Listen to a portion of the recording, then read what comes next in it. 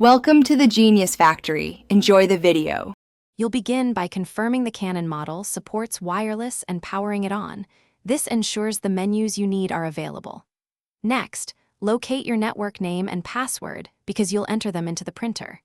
Once done, position the printer close to the router to avoid signal drops during setup. Make sure the router is broadcasting on 4 GHz if your printer requires it, and disable VPNs or captive portals on the network so the printer can authenticate cleanly.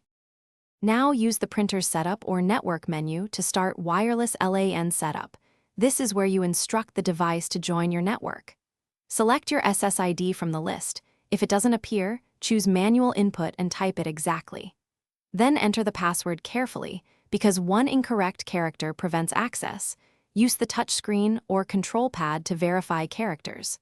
Once you confirm, the printer will attempt to obtain an IP address. Wait for the confirmation message that it's connected. Complete the process by installing Canon drivers or the Canon print app on your computer or phone so the system recognizes the printer over Wi-Fi.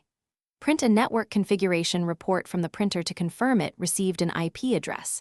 This proves data can route.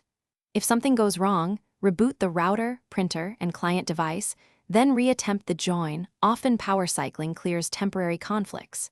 If issues persist, verify SSID/password. Ensure no MAC filtering and try 4 GHz if 5 GHz fails. Thanks for watching. If you found this helpful, don't forget to like and subscribe.